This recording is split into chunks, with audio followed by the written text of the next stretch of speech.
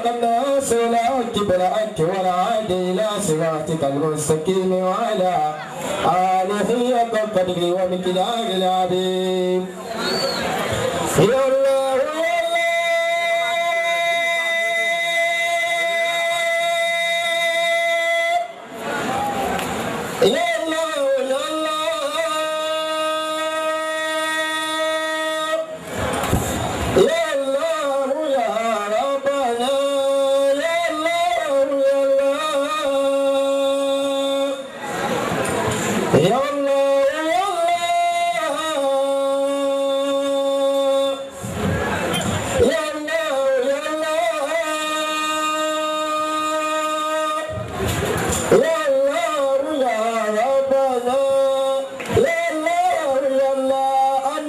محمد رسول الله صلى الله عليه وسلم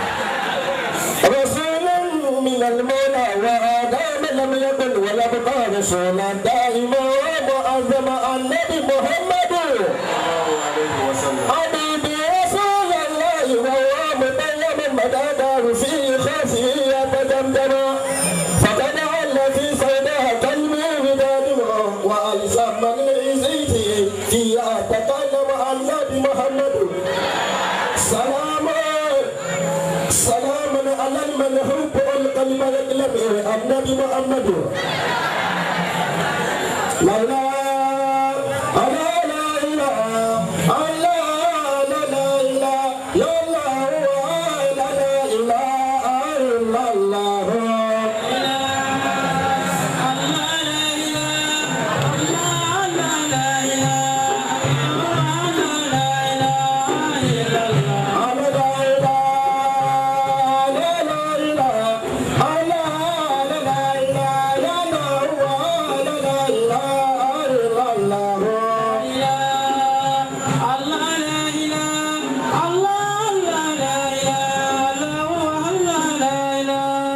بسم الله يعلمني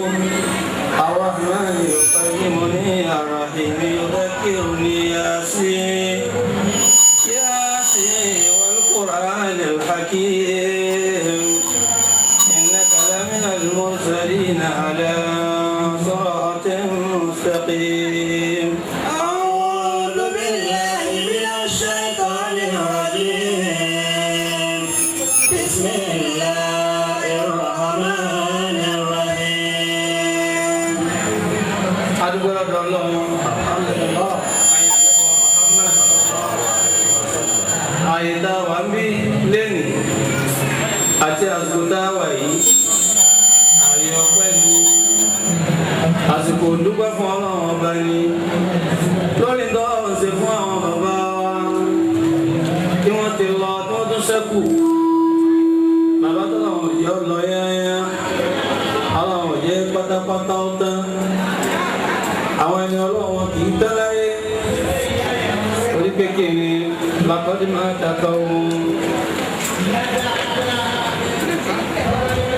وما ماتت مكارمهم وعسكروا وهم في الأرض أموات وعسكروا وهم في الأرض أموات ما تقوم قد مات قوم وما ماتت مكارمهم وعسكروا وهم في الأرض أموات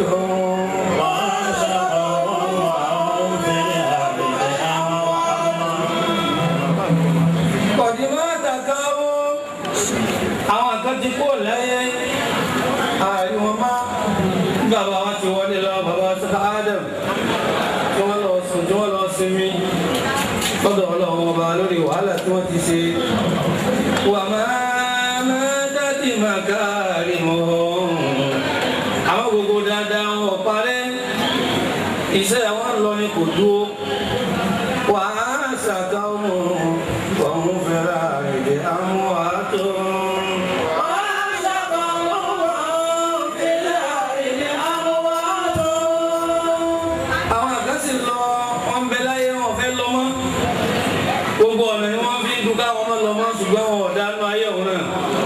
Ojú wọn náà láyé wọ́n ti bàjẹ́ kó tó lọ ó kọ́ wọn bàjẹ́ iṣẹ́ wọn bàjẹ́ àmọ́ wọn mọ̀ rò pé àwọn bẹ̀ ni bárúkà tọ́lọ́ wọn jẹ́ kí bàbá wọn kú àwọn bàbá lójú kó yìí bàbá wa sẹ́fẹ̀ àpò tí mo fi tọ̀tọ̀ dákọ̀ wọn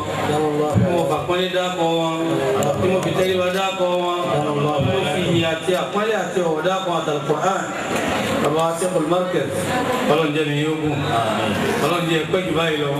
ẹ bá ti wọ́ pẹ́ tó ọlọ́mọdé rí ní bóòlù la ilaha illallah bàbá mudirul markaz bisabullahu wa rahmatullahi bàbá dáadáa tí ń ṣe ọmọ dáadáa fún àwọn bàbá dáadáa ọkọ dáadáa fún ìyàwó dáadáa bọ̀dá dáadáa fún àbúrò dáadáa ọ̀rẹ́ dáadáa fún ọ̀rẹ́ dáadáa àfáà dáadáa fún àwọn ọmọ kéwú ọba tó ṣe bẹ́ẹ̀ fún ẹ̀yà alápàdà sí ikú.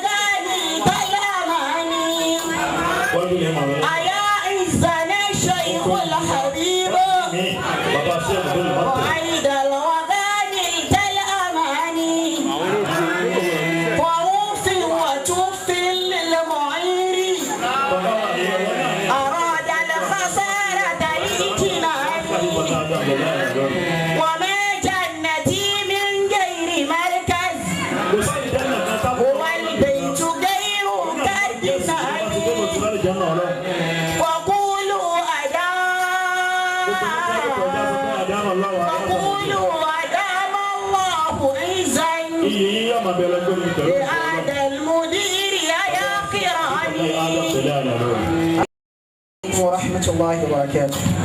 Káfí dùn àwọn ṣẹ́ẹ̀kù wa nínú kọ́dà bí òye àwọn kan bẹ́ẹ̀ kò sì lè yé wa dọ́gba láéláé látara bẹ́ẹ̀ Allah Allah Allah Allah la ilaha illa Allah.